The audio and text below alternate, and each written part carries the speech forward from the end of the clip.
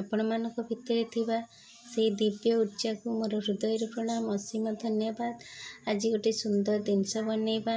ଏବେ ତ ଶୀତ ଦିନ ଚାଲିଛି, ସମସ୍ତଙ୍କର ଥଣ୍ଡା କଷା ଲାଗିକି ରହିଥିବ।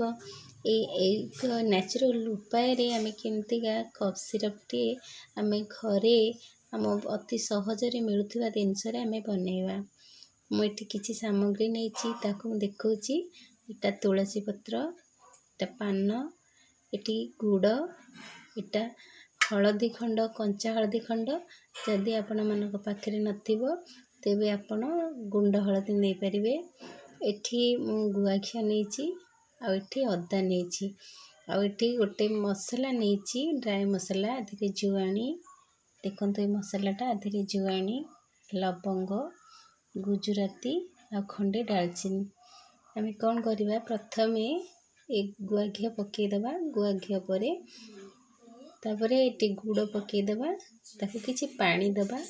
ଗୁଡ଼ଟା ପୁରା ମେଲ୍ଟ ହେଇସାରିଲା ପରେ ଆମେ ଖଣ୍ଡ ହଳଦୀ, ତୁଳସୀ, ପାନ, ଅଦାକୁ ଗ୍ରାଇଣ୍ଡିଙ୍ଗ କରି ରଖିଥିବା ସେଟା ପକାଇଦେବା। ସେଟା ଟିକେ ବହଳିଆ ହୋଇ ଆସିଲେ ଏଇ ଯେଉଁ ମସଲାଟା ଆମର, ଆକୁ କୁଟିକିରି ଗୁଣ୍ଡ କରିଦେବା। ତାପରେ ଏଟାକୁ ପକାଇବା।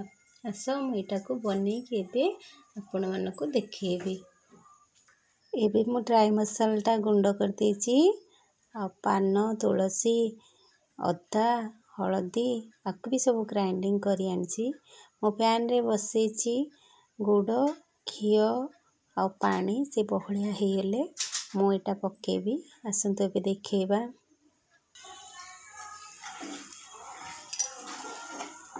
ଦେଖନ୍ତୁ ଏଇଟା ପୁରା ଆଚାର ଟାଇପ୍ର, କେମିତି ଗୁଡ଼ଟା ପୁରା ଆଚାର ଟାଇପ୍ର ପାଗ ହେଲା ଭଳିଆ, ଯେମିତି ଆମେ ଆଚାରରେ ଗୁଡ଼ ଦିଏ ସେଇଭଳିଆ ହେଇଗଲାଣି। ଏବେ ମୁଁ ଏଥିରେ ସେ ପାନ, ତୁଳସୀ, ଅଦା ସବୁ ପକାଇବି।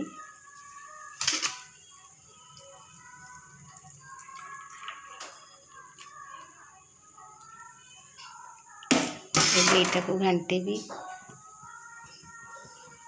ଏଟା ପୁରା ବହଳିଆ ହେଇ ଆସିଲେ ତା ଦେହରେ ସେ ଡ୍ରାଏ ମସଲାଟା ପକାଇବି।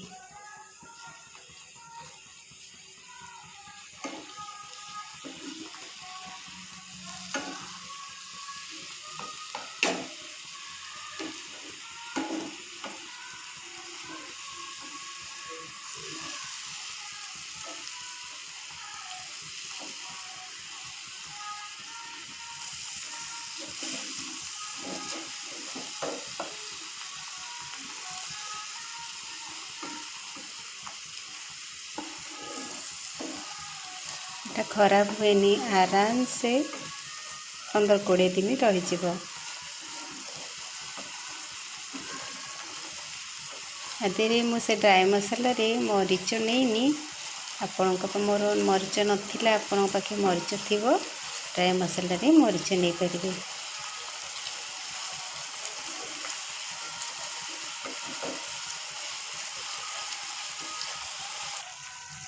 এটা ଏବେ ହେଇଗଲାଣି। ମୁଁ ଏତିକି ଥର ଡ୍ରାଏ ମସଲା ପକାଇଦେବି। ବହୁତ ସୁନ୍ଦର ବାସ୍ନା ଏ ଡ୍ରାଏ ମସଲାରେ।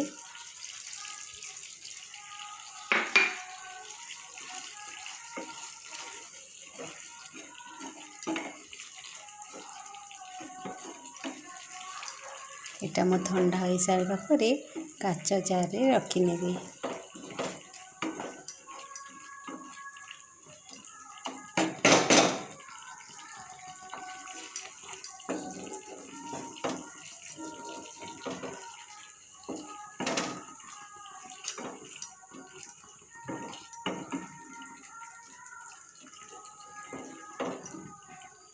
ଦେଖନ୍ତୁ ଫ୍ରେଣ୍ଡସ୍, ମୁଁ ଏବେ ୟାକୁ ଗୋଟେ ଷ୍ଟିଲ୍ ପାତ୍ରରେ କାଢ଼ି ଦେଇଛି। ଏଟା ଗରମ ଅଛି।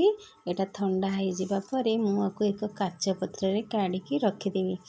ଆଉ ଯଦି ଆପଣମାନେ ପିଲାମାନଙ୍କୁ ଦେବାକୁ ଚାହୁଁଥିବେ, ଆଧିରେ କିଛି ମହୁ ମିଶାଇକି ଦେଇଦେଲେ, ଏଟାକୁ ଦେଲାବେଳେ ପିଲାମାନେ ଆରାମସେ ଖାଇଦେବେ। ଏମିତି ବି ଖାଇପାରିବେ, ବହୁତ ବଢ଼ିଆ ଲାଗୁଛି। ଏଇଟା କିଛି ବି ଖରାପ ଲାଗୁନି।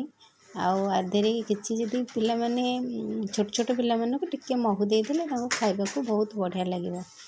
ଆଉ ତୁଳସୀରେ ତ ଇମ୍ୟୁନିଟି ପାୱାର ବହୁତ ଅଛି। ପାନ, ତୁଳସୀ, ଅଦାକୁ ତ ଥଣ୍ଡା ହେଲେ ଆମେ ସମସ୍ତେ ଛେଚିକି ତା ରସ ପିଏ। ଏମିତି ବନେଇ ଦେଲେ ଆଉ ଛେଚିବାକୁ ବି ପଡ଼ିବନି।